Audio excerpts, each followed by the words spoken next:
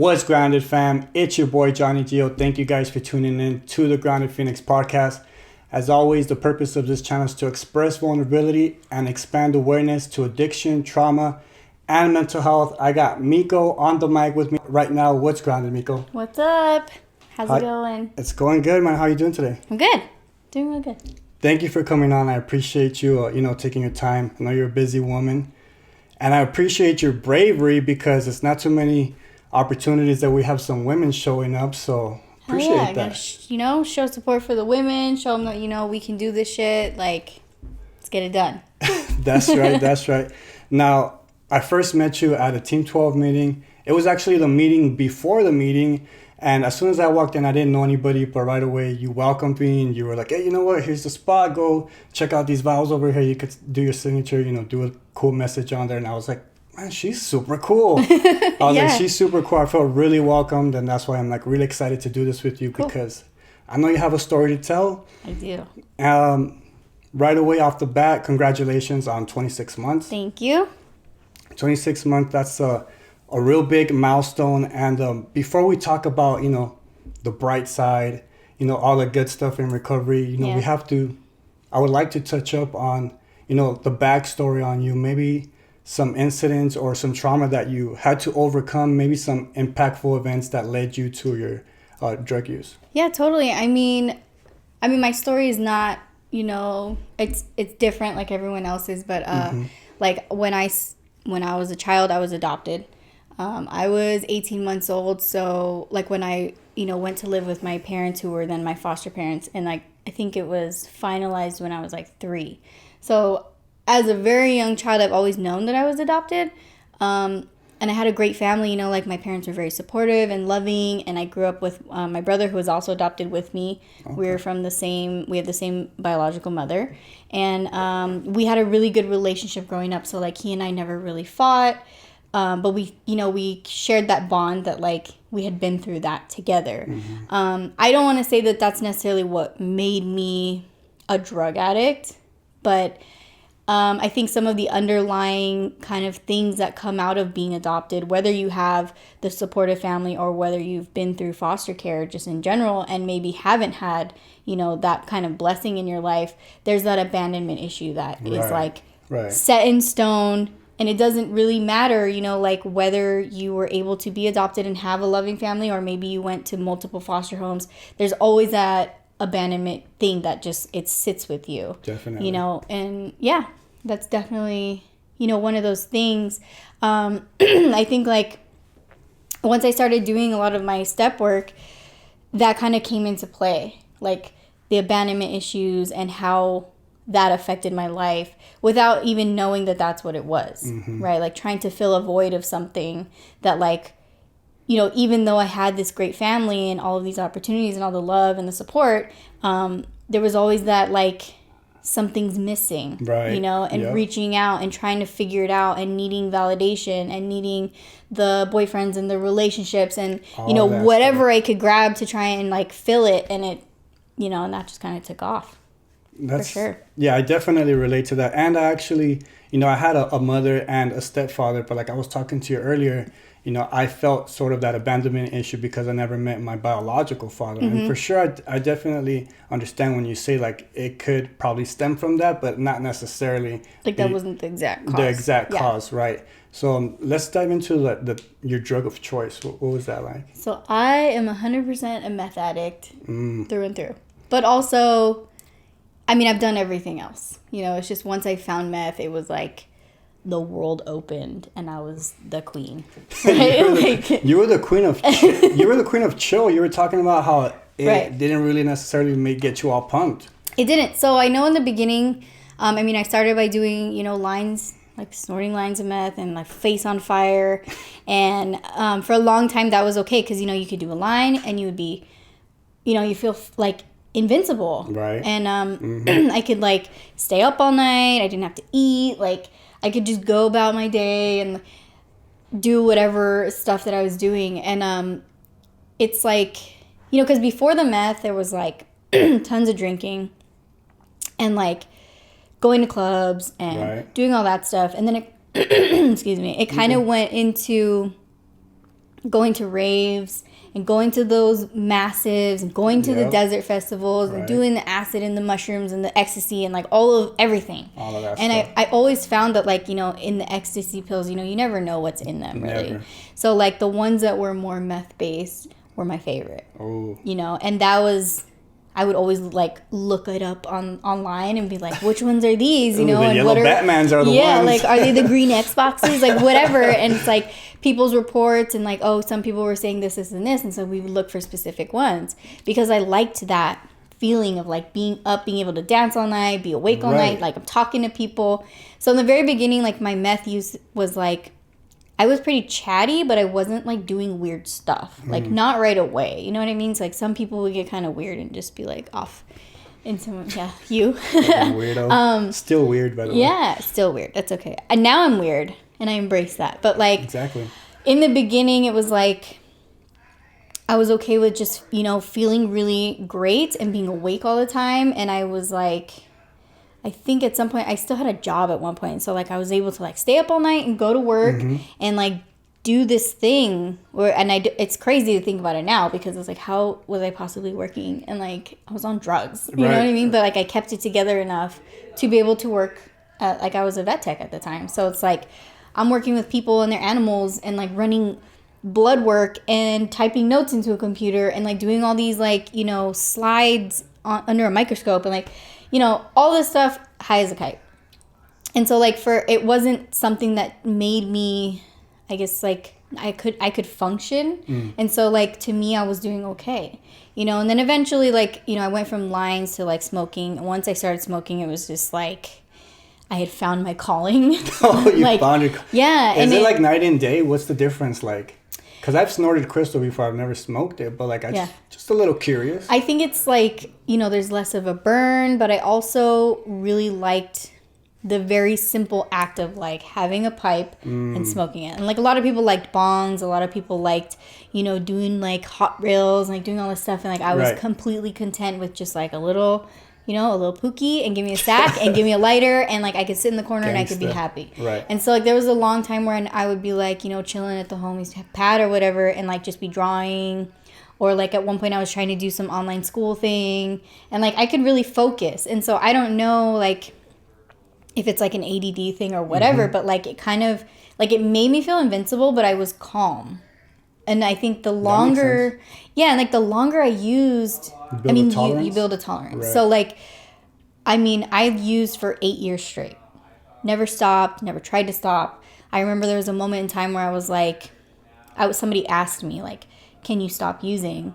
And I told them yes. But in my head, I immediately knew that I couldn't at that point. Shit. And up until that point, I was under the impression that like I could stop if I wanted to. Like it's not that bad. You believe that lie? Yeah, I believe that because I remember like one of my friends would just be like, she wouldn't do it all the time, you know, and I would kind of bring it to her like when I would hang out with her and like she might do it for the night that we hang out, but that was it. And I would be like, yeah, it's fine. Like I could stop if I want to, but like I don't want to.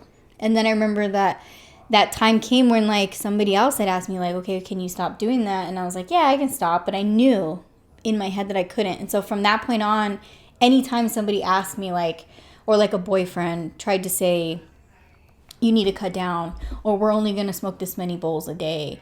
It was like, are you kidding?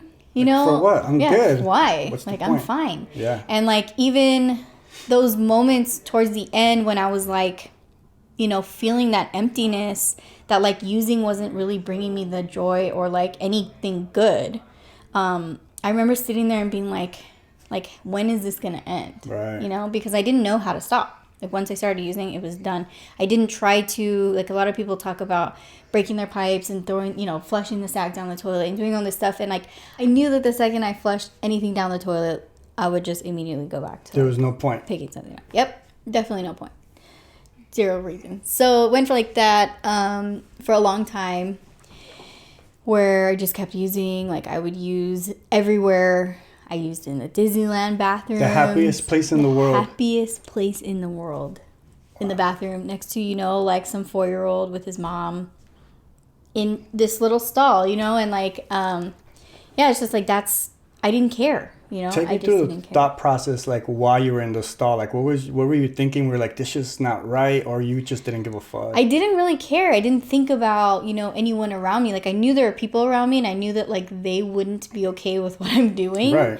But to me, it was like I needed to get my fix. Like I needed to get high, and because I was drinking, and I like when you drink like and you smoke meth, like you can drink a lot more. Oh yeah. So like.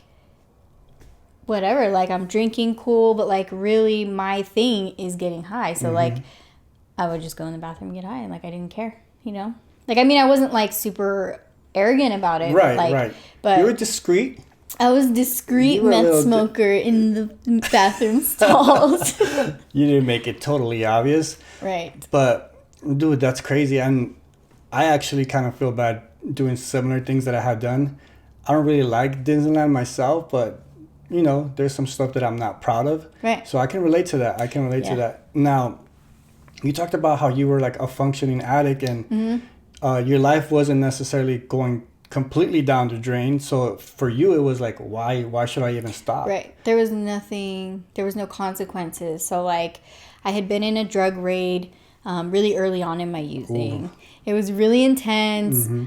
They gave me a ticket that had like possession and being under the influence and all this stuff. But there was this whole thing that transpired behind that, and it was like they wanted me to like basically rat people out. And I remember them like trying to bargain all these things, and I was high as a kite. So I'm like, this is a movie, it felt like a movie, and I was just like, what is this? And so like they gave me this ticket, and they basically told me that the ticket was fake. And I was like, I don't believe you. So, like, I think my parents went down to the courthouse, like, on the date that was on the ticket. And, like, it wasn't on the calendar. Like, there was no case. They didn't file any charges against me. So it was a fake ticket? Kind of. I think what the thing was is that the other person whose house it was, like, they had charges against him. And so I think they chose to do that one because it's like, why waste time on this girl who I didn't live there. They were surveying the house for a while. They didn't know who I was because I had just started hanging out there for like a couple weeks. Okay. So they kind of like just let it go. But of course there was like 3 years where because they had marked that some of them were like felony whatever charges. Yeah. So there was a good solid 3 years where I kind of was like, I really need to stay under the radar because there's this potential that this ticket could come back up. And so the 3 years passed, and that drug raid happened. I remember I called my attorney that I had used when I got my DUI when I was 19. And I was like, hey, like, this is what happened, blah, blah, blah, blah, blah. I need your help again, bro. What is this? What do I do with this? And he told me, like, I don't have to worry about it, that, like, the police or whatever can't make those kinds of plea bargains or any kind of deal. So I was like, okay, cool. Because I was, like, telling the cops what they wanted to hear. So, like, I didn't rat anybody out, but I was like, yeah, like I can do that. I can give you names, but I just never did. It was like a weird thing. It was like me manipulating them so that I could get out. We're so good and at not that. have to stay in jail. Yep. But I also didn't drop any names. Like they were under the impression that I was gonna, I don't know, give them names after. I have no idea. It was the weirdest. Yeah, I played them pretty hard. And that's right. And like, so my attorney told me that, and he was like, well, and that was the person who asked me, like, can you stop using? He's like, stop using drugs. Don't hang out with these people. Like the logical thing. But that was the person that I was like, yeah, I can do that. And then, but I knew. Did you try it? Did I try to stop? Yeah. No. You didn't try to stop? It was that exact moment, that first lie to this person who was asking me, like, who wasn't using, who was an adult, who's an attorney. And he's telling me, stop using drugs. Don't hang out with these people and you'll be fine. And I was like, yeah, I can do that. And then I just went the opposite way. And that went even harder? Yeah. I went under the radar. Harder. Yeah, so eventually I lost my job. And then it came down to like, why get a job? I can't pass a drug test. I'm not going to stop using it long enough to do a drug test. Like that's out of the question. Yeah, why? And no point. And also like, I'm not, I didn't want to go through the whole like fake P. I just didn't care. I was like, it's fine. So I found other ways. Like, I always had a car, so, like, me driving around, like, if you need to go drop something off, like, okay, I'll take you. If you want to go pick something up, right, I'll take you, because you get kicked down. And, like, I got a lot of drugs for free, basically, that way, because, like, I always had a vehicle. And so, and then, of course, I made friends with the right, like, connects and, like, this and that. And Networking. See? It's an asset. Yep. And so, like, I kind of, because, like like you said when you met me, like I'm very welcoming and very nice. Super. And I've always been that way. So like, you know, sober people ask or me, drugs. sober or on drugs, it doesn't matter. Like if I have a sack and you don't, we're gonna smoke. You That's know, like, and if you were waiting for the Connect and he never showed up, like I'm gonna break you off and hold your 20 for when the Connect finally comes. Hey. You know, like, because I always had it, because I didn't really struggle to get drugs. You know, and so that went on for a while, and then, I mean, it lasted for a really long time. I didn't get into trouble. I stayed under the radar until something had to happen. Until something happened. And this is how it all came to an end. Like the last 3.5 years of my using, I was dating somebody who, like, we had a way, you know, like he showed me this way to make money. And like we had a house, we were renting this house, a really nice 3-bedroom, 3-bathroom house in Porter Ranch in a gated community. Like we did not belong there. The relationship was very toxic. Like we argued, we fought. We went through, I went through, and also he did, like, you know, we weren't nice to each other. The relationship was anything but a good relationship because it's just like... Was he an addict also? Yes. So we're both on drugs. Right. We're like not sleeping. We're not eating. And like the longer we stayed awake, the worse it got. And then we could like take a nap or go to sleep and eat a sandwich. And then like we would be really nice to each other. And then it was just constant cycle. And so like... we had a way to make money. So we did gift card fraud. Oh. And so we did this for a long time. It made us a lot of money. Snap. Yeah. Until it didn't. And I didn't know about gift card fraud. Yeah, it's a thing. And so like no credit cards, don't worry. I didn't steal your social security numbers and all that stuff. Because we didn't have to. Right. And I don't put it past me that like that wouldn't have been the route I went, but like we just didn't have to. We were making money. Smarter way. So yeah, a little bit. I mean... You know, that lasted for a while, and then August 4th, 2018, he went to go, like, do something with the cards, and the Secret Service came knocking ever so nicely at our front door. Shit. And so at that point, like, we had been, like, evicted from the nice house. We, like, within a month, somehow had enough money and enough motivation to find a new house to rent, which was still a 3-bedroom house. And it was just the two of us. I don't know why we always, like, needed this... big house, right? And so... You know, to each their own. Yeah, I guess. Like, it was just like, oh, we need that, you know? And so we did that. And so, like, we were in that house for, like, 2 months, finally getting settled after the chaos of, like, living in hotels and having to make money to stay in the hotels and, you know, and do all the stuff that we're doing. And so, like, Secret Service came. They arrested me. They took me down to the marshal's office. Oh, shit. And I was like... I don't even know what that means. Like, you know, I was like, wait, we're going where? And they're like talking Secret Service agent, blah, blah, blah. And I'm like, shouldn't you be protecting the president? Why are you here? You know, like what do I have to do with you guys? Damn. And so like, I remember that day, like sitting in a jail cell in the federal building with like chains around my ankles. It came up, it went around my waist, and my wrists were here, and I was just shackled, you know, like sitting there. And I just remember being like, dude, like, where? Okay, well, let me be honest. The first thought was, I am not high enough to be in this situation. Oh, because I'm a true addict, you know, like right. I am an addict. And so like, for me, it was like, oh my God, I'm not high enough to be here. Right? Like to deal with any of this. Like I don't know how to deal with all this. Where's my poop? How long am I going to be here? Yeah. And how can I get out? What's the fastest way? Mm-hmm. And I knew nothing about what was going on. So like I was sitting there, and then you know, secondary wave of thoughts comes because I was there all day, all damn day, from like 6 a.m. till like 7 p.m, and like just sitting in this cell. And I was like, you got sober in there pretty much. Pretty much. It took like 12 hours. Yeah. So like by the end of that, I was like really like feeling like shit. And like I remember sitting there and like going through all the thoughts, and I'm like, oh my God, like this is where this has brought me. Mm-hmm. Right? Like all of my drug using, all of everything that I've been doing, like this is a moment. Right? And so I didn't know what to expect. So they sent me home because my mom and my brother came down, and you know, my mom like signed something that like basically if I went on the run, like I don't know, there goes her pension. I have no idea, you know, like so like she vouched for me. Mm-hmm. And at that point, I mean, we'll talk about relationships with the family, but like I didn't think she was going to do it, you know, because like I hadn't been around. Right.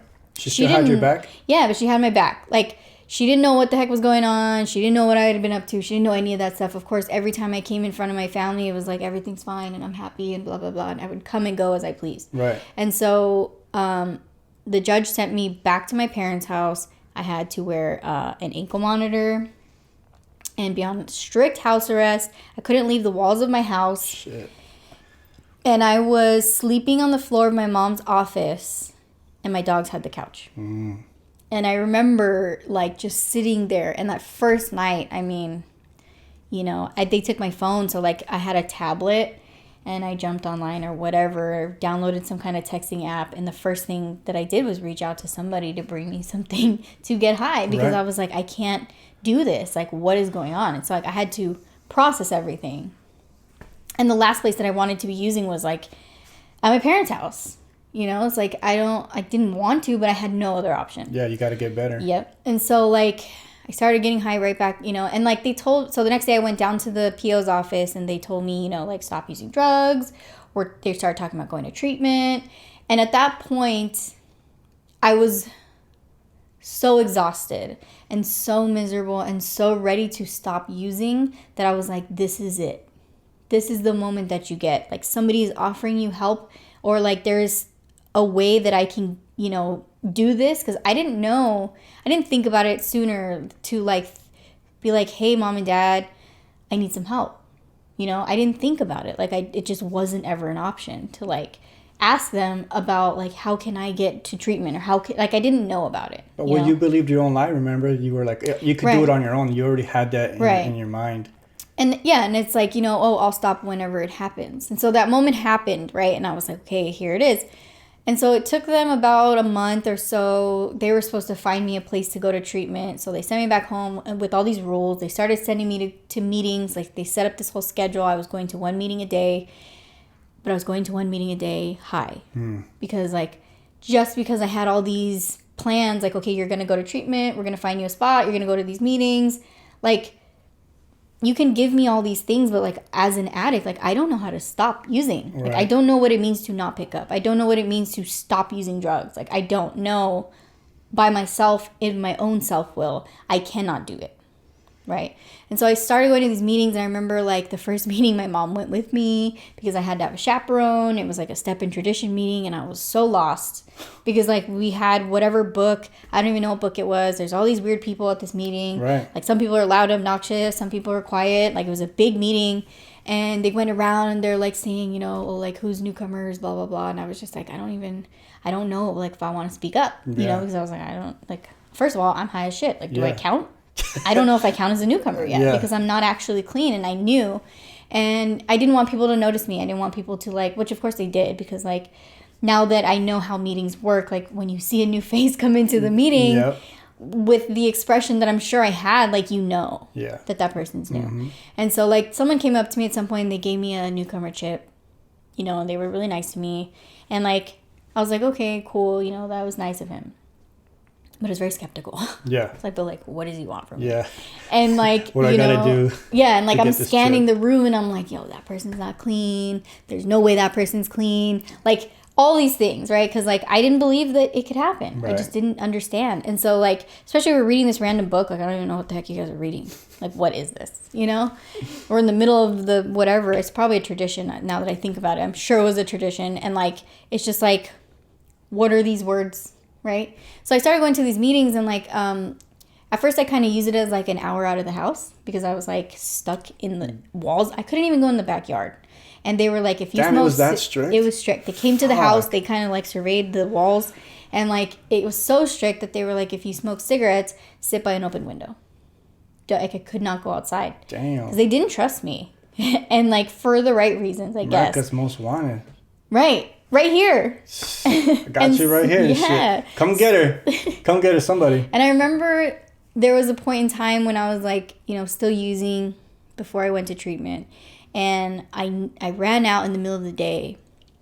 I was calling my connect. I'm, like, trying to figure out a way to get a sack because I needed it, right? Mm-hmm. And I had this brilliant idea that, like, if I could, because when you look at a GPS on your phone, it just shows like a top view. So I'm like, that's probably what this GPS thing looks like, right? And so like I had this bright idea that like if I could somehow climb onto the roof of the house, I could crawl over to the front of the house and it would look like I was inside the house. Shit. I told it to my Connect and he thought I was crazy. So we didn't actually do it, but I was willing. Yeah, you were. Right? It was any possible way. I'm like, look, I could go to the front of the house in the corner. They wouldn't even know I'm outside. Nobody would know I'm outside. I could just sneak out the window, go up, and like, I could just reach down and get it from you. Damn. And he was like, you're out of your mind. I'm not doing that. He's like, just wait till tonight. And so I had to wait. And so like, but like those are the things that like when I'm still in my active addiction, like I come up with these crazy wild plans to do whatever I can to get it. Do whatever you can. Like I needed it. And so like I finally... Pretty clever, by the way. It sounded good. Yeah. It probably could have worked. And so I finally got to a point where they kept testing me, and they kept testing me like kind of throughout the month that I was waiting, and I kept using, and like I didn't lie about it. Like that was the first time I ever tried this whole like, okay, they called me in on, let's say, Saturday, and it was like Tuesday. Okay, so if I stop using on like Thursday or Wednesday, like then I still have today, right? I can still smoke today and tomorrow, and then like I'll stop using, and then I'll just save the rest until after I test, so I could at least peak. You had it all mapped out, right? Come Thursday, come Friday, come the day of I'm supposed to go to testing, I'm still using. Fuck. And it was like, I knew. I was like, even when I try and plan it out, because I know they're going to be mad at me for using, I don't know how to stop. And so they kept asking me, and I would be like, yes, I used. And they're like, how did you get the drugs? And it's like, I made stuff up. But like... Yeah, I'm not going to tell you exactly I'm not going to tell you like, exactly, because that's going to ruin my chances of getting them again. But like, I made stuff up, and... it was like 3 times in that month that like they tested me and I was dirty, and like they set this court date up, and they were going to talk about revoking my bond.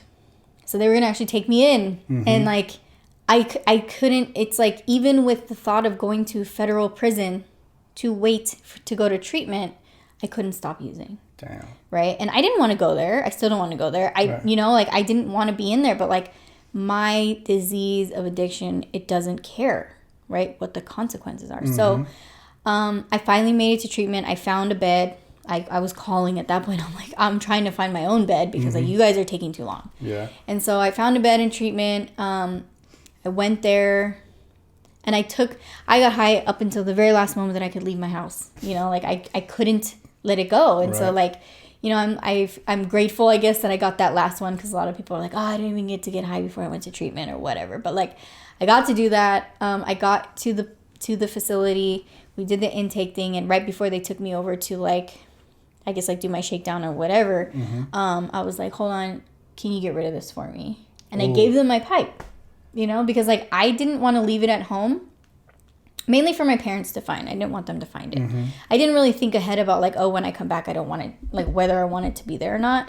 But I knew that I didn't want to just leave it there. So I took it with me, and I gave it to whoever in the admissions office. How did you feel when you handed it over? Because I know you cherished it. I did. It was hard to let it go, but I also didn't want them to think that I was trying to sneak it in, because it wasn't what I was trying to do. They were going to get it anyway. Yeah, it's just, I just didn't want them to think I was trying to sneak it. So I was like, I just didn't know how to get rid of it. Like up to the point where like I couldn't throw it away myself.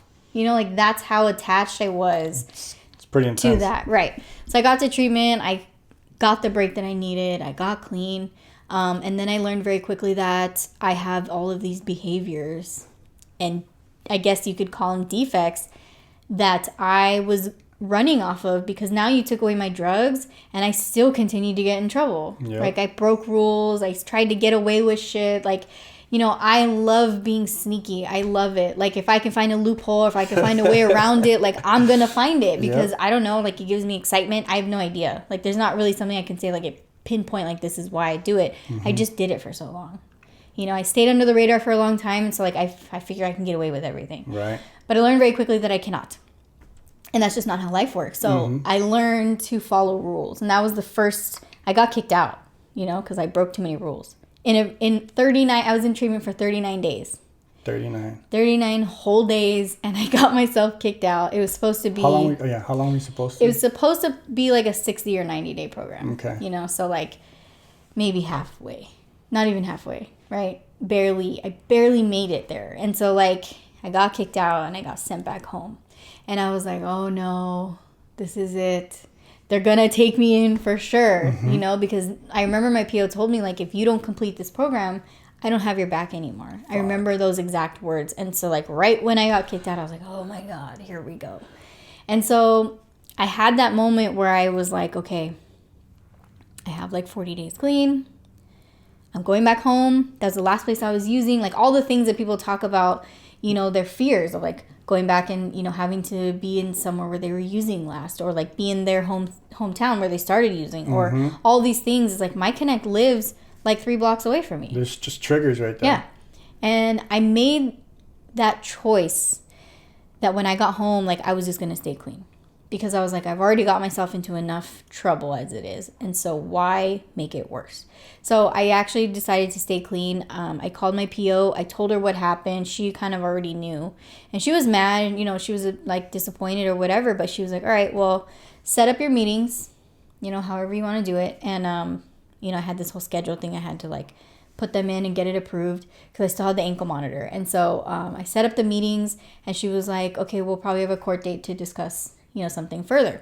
So they gave me another 30 days about like waiting to hear when the court date was going to happen. And you're probably anxious to find out. Oh my God, I was so anxious. And you didn't use during this period? Because, I mean, that alone is a trigger, feeling anxious. Right, and stuff. and the fear of the unknown, and like fear of like what's going to happen. And I mean, I'm on house arrest still. So like I'm literally sitting in my house, and I would get to go to a meeting and come back, and go to a meeting and come back. And so like all of that time I've been through. Like, a lot of people talk about boredom and time as being a reason, or like something that causes them to go out. Right. Like, I have been through the boredom and the time and all of the thoughts, and, you know, I'm stuck with my head, and like, what am I going to do, and how is this going to go, and all of the future tripping and all of these things. And I honestly used the meetings as like that break, but also I started forming a connection with people. So like that was my savior, was like reaching out and getting the numbers. And it's super cliche because they tell newcomers that all the time, right? Get numbers, call people, do all this stuff. But that's all I had. People were going to conventions. They were going to all these activities. They're going to all these fun things. And like they would invite me to go get coffee. You know, all these things that like once you get clean and you start like these friendships with people, they start to build. And I was like, I had to say no. Because I was like, I can't. Like, I have my ankle monitor. I'm on a strict time schedule. Like, I had to.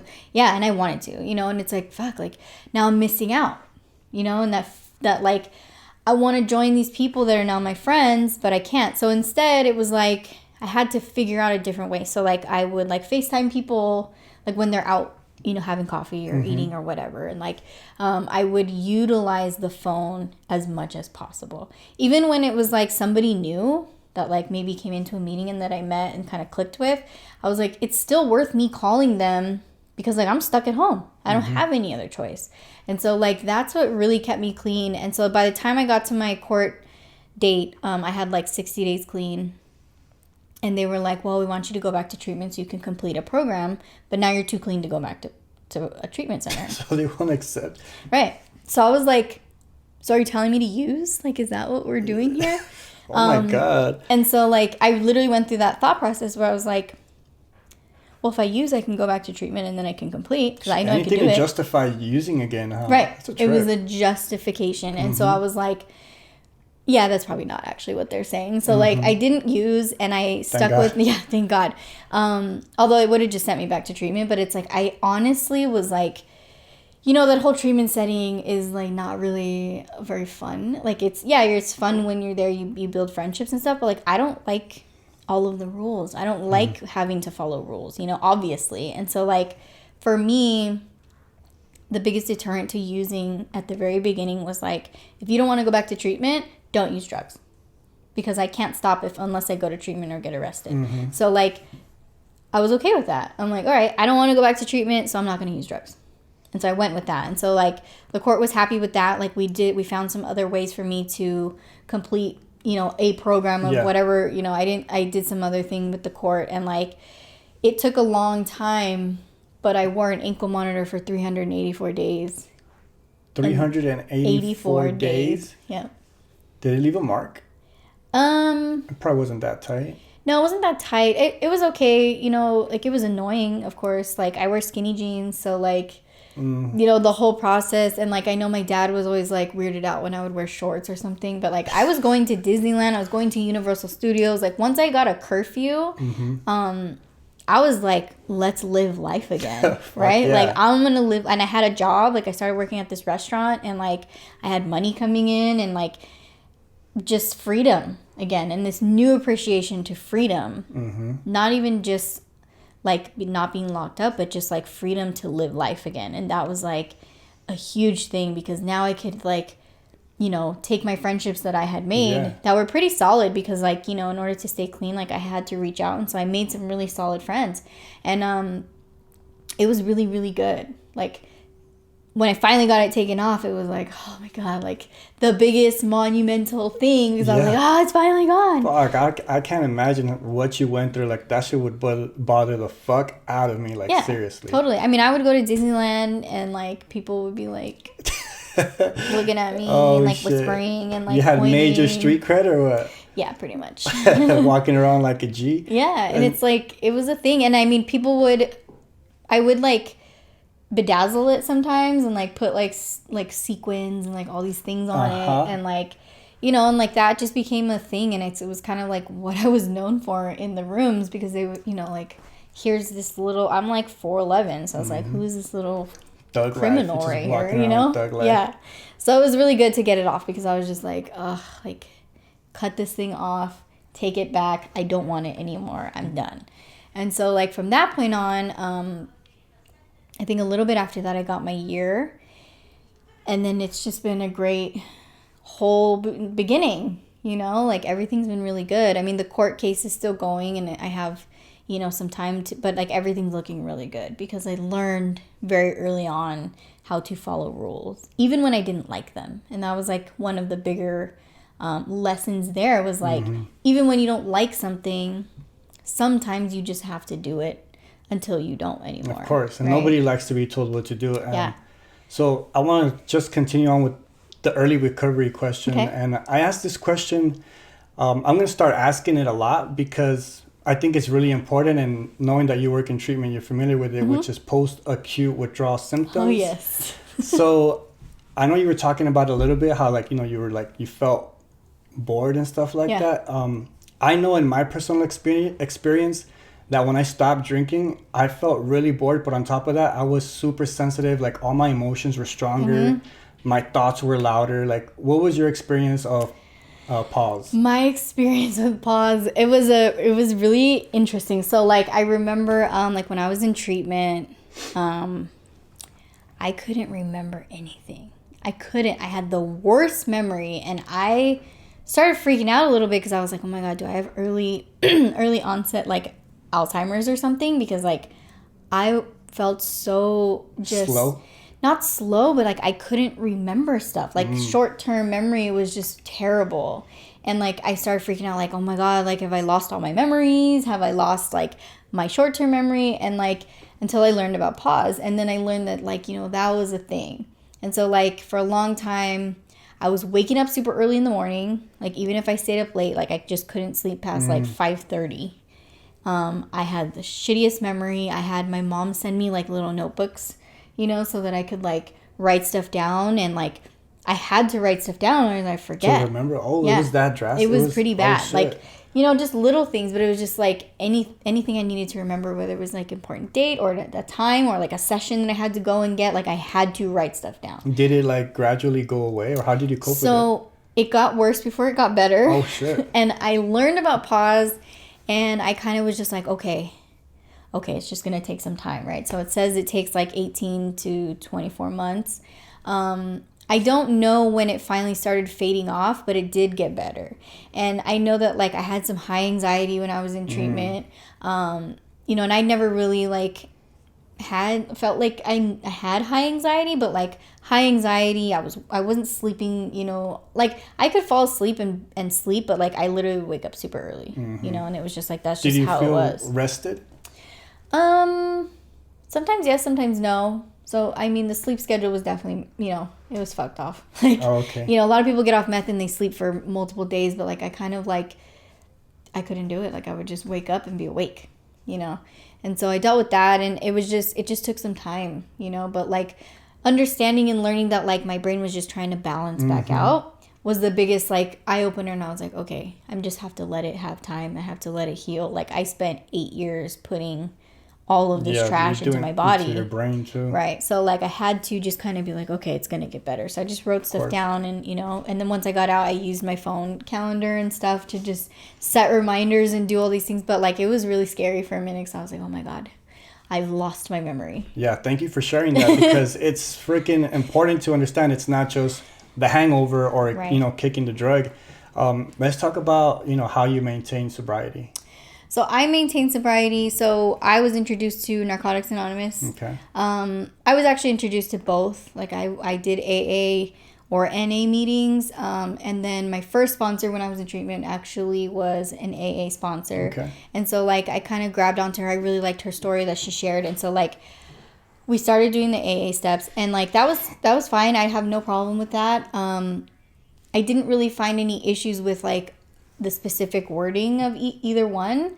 But once I got kicked out of treatment, I kind of felt like I should start over with, like, a different sponsor. And so, because I had been to more NA meetings, and I kind of just felt like, as a whole vibe, that I belonged more with the NA crowd. Right. I mean, you gravitated more towards it. Yeah, definitely. So, like, I did NA. I got my sponsor, who was somebody who actually, like, welcomed me with, like, these loving arms. Like, probably the third meeting I ever went to. Nice. You know, and I had stayed in contact with her, and I kind of reached back out, and I was like, hey, like, will you sponsor me in NA, because I want to do the NA steps. So we started on that journey, and, like, you know, there's not really, like, a time limit, like, for me anyway. Like, when I do my step work, it's like, I don't have a set expectation of, like, every year I'm going to get through the 12 steps. It's taken me a little time to get through all my steps, but, like, as long as I'm continuously working the steps, or being connected, or going to meetings, or being of service, and finding a balance, you know, like, our symbol talks about, like, all of the sides of our you know, four-sided pyramid. And so, like, you know, I do all these things. Like, I work on myself, I have higher power, I do service work.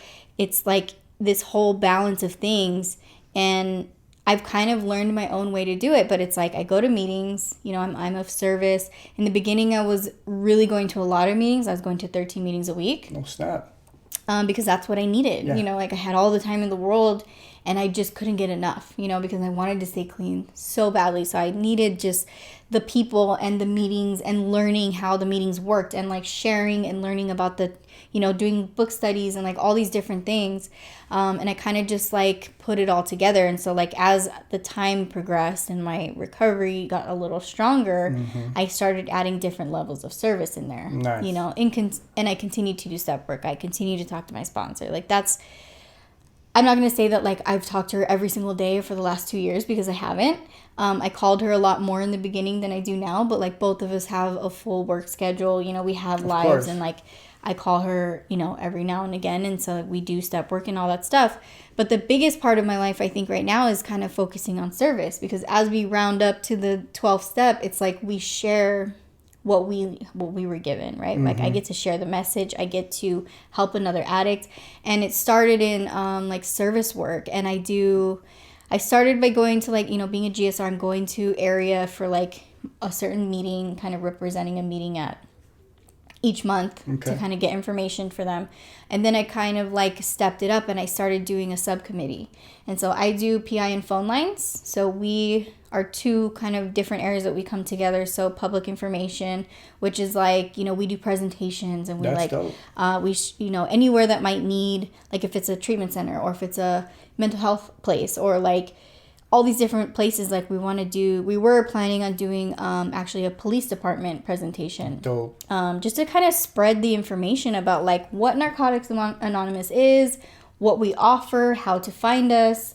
So a little bit of history. Like, it's pretty cool. You know, so it gives you a sense of purpose too. Right. And so I also do phone lines, phone lines is just basically, we have, like, a hotline where if, like, someone's trying to find a meeting, they call the number, it gets directed to, like, whoever's phone line is for that time slot. Right. and we just direct them to a meeting. That's dope. Yeah. That's super cool. Now that we talked about like the positive things in the recovery, what are some challenges that you had to face in your recovery? Because I don't know, early on, people, they look at AA or NA, they're just like, oh, that's just not for me. Right. So the challenges have been, one was the ankle monitor, like getting through that. The second would be right after, so I got a year clean, and my number one reservation, which like reservations are things that we kind of hold as a place mark for like, if this thing happens, I'm not gonna be able to stay clean, right? Ooh. And so my number one thing was like, if something happens to my parents, if they were to pass away, like I could not stay clean.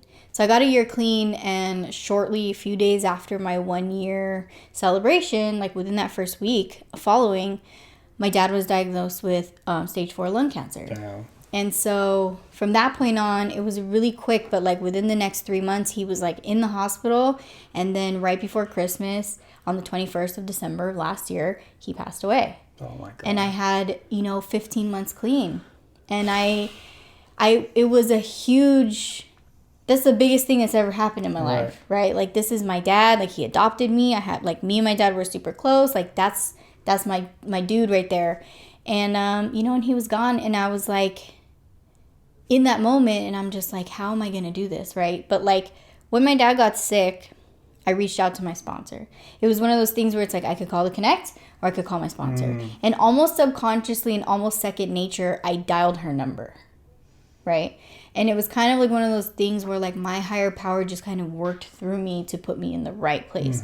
So it turns out that like my sponsor has also gone through the same thing. Wow. And like, her father had passed, and he had the same disease. Wow, look at how the universe works, man. It was crazy, and I was just like, oh. And I knew that her dad had passed, but I didn't know the details of it up until that point. And so that actually made our bond like that much stronger. That's crazy. And I'm really lucky to have a sponsor where like we have a lot of things in common, and it's not just I'm taking you through the steps relationship, which would have been fine. Like, that's what a sponsor is supposed to do, right? The sponsor just guides us through the steps.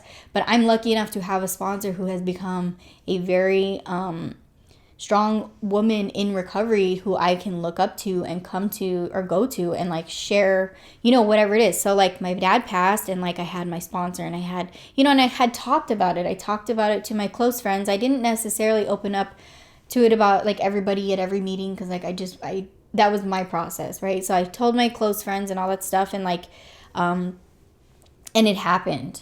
And then, it's like, there's that shock period where it's like, this thing happened, and like, maybe, like, I'm not really sure what to do with it. And then his funeral happened, and that's when the waves of emotions really were really, really strong. Yeah. And, and that reality started to set in, and it was like, the depression, and it was like the thoughts of using. And I'm not going to sit here and say that whole process was easy, because I had connections with people. Right. It was like, of course, I was going through these feelings, and I would have these thoughts of like, oh, I could just go get a bottle this one morning, and like nobody would know, and I could go to work and this and that.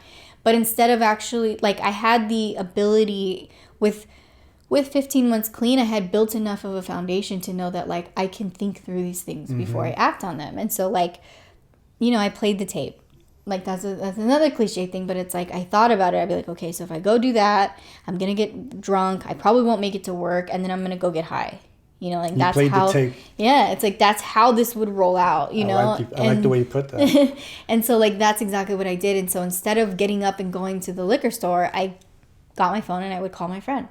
And sometimes we'd talk about how I was feeling, and sometimes I wouldn't even mention it. We would just talk about something else, and it would get me through those moments. And so, like, going through that grief process has probably been the biggest challenge of my entire, like, recovery, because it's just like, that was something that just, like, it changed my entire world. Right. And I'm sure it was a huge trigger as well. It could have. It was that thing. That was it. That was the number one thing. But it also became the one thing that solidified, people talk about this no matter what club. Right? Like, I'm going to be, like, we don't pick up no matter what. And it turned into that. And so that is the one thing that I can't, imagine anything being worse than this happening, and it's already happened in my life. And I stayed clean through that with 15 months clean, you know, because I looked at other people who had been through it, and like, yes, they had 6 years clean, or they had 20 years clean, and their parents had passed. But I'm sitting over here like I barely am holding on to 15 months of my recovery. And like, can I stay clean? Like, well, yeah, they did. So like, I'm going to go with it, you know? And so like, and I did it, you know, and I talked about it, and like, I continue to share about it. And like, sometimes I cry, you know, when I talk about it, and sometimes I don't. But like, whatever the feelings are that come out of it, like I can go through them today because I can sit with them. And I've learned to just allow feelings to happen, you know, and like accept them for what they are, because it's like, there's no feeling that could possibly take me out, you know, because I've already been through this. That's incredible. That's incredible. You know, first of all, I'm sorry for your loss. Thank you. Your growth, your story is like super incredible. I'm like in awe right now. Like I really appreciate you being here and sharing this, because I'm sure somebody out there is going to relate to this, and you're being of service right now. You really are being of service right now. And you talked about higher power earlier on. How do you practice spirituality? So I use prayer.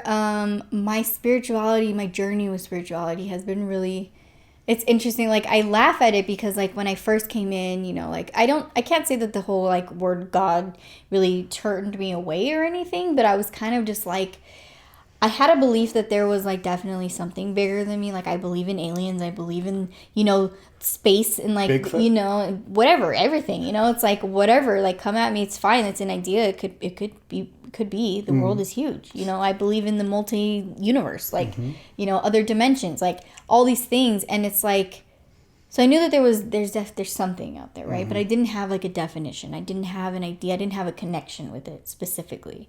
And so like, well, my sponsor suggested that I start praying, and this happened when I kind of was right around my third step. How do I know I'm turning my will over to whatever this is? What is this thing? How can I trust it? Where is the faith, right? And so I kind of started out with like my sponsor telling me like, you should pray every morning. And I was like, okay, like we'll try it, you know, and for a while I didn't. And then I started to think about it, and I was like, you know what, like if I really want to work these steps and get really thorough, because like I don't want to use. And if other people are saying that these 12 steps is how they do it, then my sponsor telling me that like she has this belief in a higher power is enough for me to believe that she believes, right? And so like if I believe that you believe, I can start with that. Right?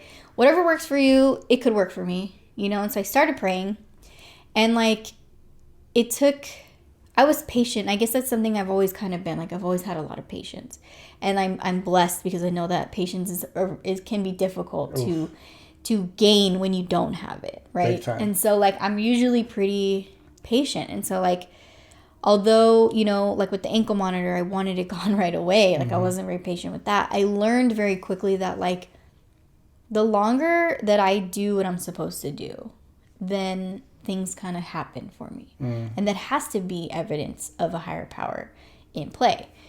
Because I didn't get myself arrested on purpose. Something else put that in my life so that I could have that moment to help me stop. You know, because I wasn't going to do it on my own, which means I would either just continue down that path forever and die that way, which I was willing and had accepted that was going to be the case. I thought I was going to use till the day I died, because I couldn't fathom that like something would happen where I would need to stop, and something huge happened, right? And so like now that I look back at it, it's like, you know, I prayed and I prayed and I prayed and I prayed, and like the obsession to use was lifted. And you know, 384 days later, I got to take the ankle monitor off, and then I made it through my dad passing, and then you know what I mean, like, and all these things kind of just fell into place. And I was like, I felt with each small accomplishment or big accomplishment that like there was a connection, like something was helping me, something was guiding me, something was giving me strength. And so my higher power is kind of like the universe, it's energies, it's karma, it's love, it's, you know, everything that is greater than me. And it's a lot of different things. Wow. And it's constantly changing. So like it could be at some point in my future, it could be a religious God. I don't know. I'm totally open to it, because as long as I remain open to whatever the concept could be, it can be changing, and I can accept whatever it is that comes in front of me. Wow. I really like the way you put that. Yeah. Wow, that's pretty incredible. I want to switch up the subject now. Wow, I'm still like shook by that. We both know there's stigma in addiction. Yes. But there's also a sense of glorification in it, with like hip hop artists and, rock stars. There's like a sense of like, we do drugs and this is how we live. And I feel like it's glorified. Like, okay. So given that stigma is bad and glorification is kind of good, like what can we do to kind of combat that as people, trying to provide service? So, I mean, of course the bad stigma is there, and that's always one that we're going to have to combat. And it's like, they say like once an addict, always an addict. And it's like, that can have two meanings, right? Mm-hmm. For somebody who's not an addict, they can look at it and be like, oh, addicts are terrible people. They rob, they steal, they do all these things. They sell themselves for drugs, like all of these bad things. But it's like, as an addict, I understand all of those things because like we're not in our right mind. And then the glorification part where it's like almost like being a drug addict is cool, right? Yeah. All these rappers and stuff, they talk about all the drugs and selling drugs and the guns and all this stuff. And they're glamorizing a thing that like is very dangerous and is not for everybody, and people get killed and there's a reality behind that. And it's like, we have to kind of look at the fact that like the people who are glamorizing it, one, may not actually be living that way. True. There's a lot of frauds out there. Right. Or two, have done that successfully enough, but it's never going to last. Right? Like, people get busted all the time. Yep. Right? All these celebrities, they get busted with drugs. They get busted with arsenals. They get busted. They go to jail. Or they OD. Or they OD. And it's like, is it really worth it? Mm-hmm. Is it really cool? Look at Mac Miller. Mm-hmm. Right? And like all these different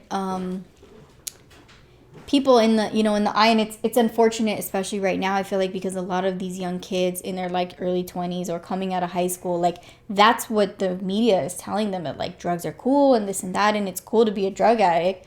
It's cool to go do a bunch of Percocets and Xanax and all this stuff, but it's like, it's so damaging, and it's leading you down this like path, and it can lead you into this cycle of just like going to treatment or going to jail or living on the streets. And like, exactly. We have to remember that like when we educate people about addiction, that there are stigmas, but there's always an in-between, because it's like, you and I sit here and like we shower every day, we have jobs, like we have relationships with people, and we're successful and we're trying to better ourselves. Right. And I was once, that person who lied and cheated and stealed and everything else, and it's like, but that doesn't mean that that's who I am forever. Right. Right. And so I get to continue to better myself, and I use my lowest points in my using and all of that stuff as a story, because it's like, if I didn't do all those things, would I be who I am today? Probably not. Exactly. Right? And that's like saying you don't regret it because it's put you where you are now. Mm-hmm. And now you can help somebody that's going through similar things. Exactly. By being of service, and that's how we can combat it. Like, I don't carry all of my mistakes and all of my bad moments and all of the, terrible things that I've allowed to happen to me or that I did to myself. Like, I don't carry that as like all of the guilt and shame. It's like, there may be moments where I had felt that way, but it's like I've been able to turn it and see it as like, it's happened already. I can't change the past. And I don't have to be that person still. I don't have to continue being that person. I don't have to continue making those same choices. And I can actually choose something different today. Wow. That's true. And and it's not necessarily within us. It could also be with the help of other people. Right. It could be and it's totally not even just with myself. It's like, with the help of other people, I can learn these things. With the help of like my friends calling me out on some shit, like I can be like, that. You know what, you're fucking right. Yep. Like, okay, my bad, and I can change course. And like, and that's like the 10th step, where I get to reflect on my day and see like, how was I acting? Did I hurt anyone's feelings? Do I owe any apologies? Do I need to do I need to make an amends? How can I better myself for tomorrow?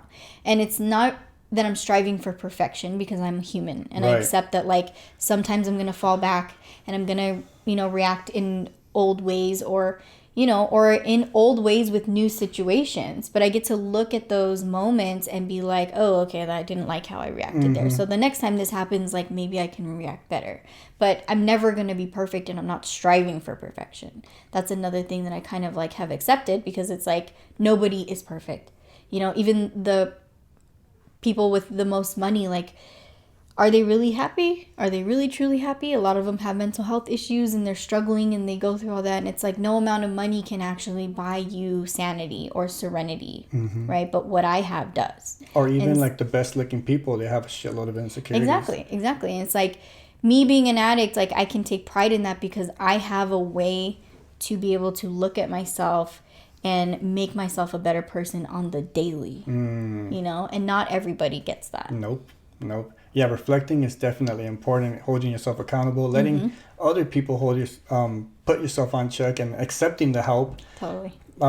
Just one more question before I let you go, because I know I've been holding you hostage for a little bit. You're like, man, when the fuck is this gonna let me go? Last question. There's 3 things in life that are guaranteed, and I believe they're marked in our gravestone, and that is our birthday, the day we passed, and that dash in the middle that often, you know, gets looked over. What is that dash going to represent for you? What do you want it to represent when you pass? I think for me, it's just like a lot of love, you know, that I had a lot of love and that I gave a lot of love, and I was the best version of me that I possibly could be. Nice. I dig that. And even like you said, when you were using, you were like, I'll fucking shoot you my 20 seconds. It's all good. Yeah, that's always been the case, like no matter what. So spreading love. I dig that. Yeah. That's also something I'm striving to do as well. Yeah, that's great. Thank you. I appreciate your time. I'll never be the same.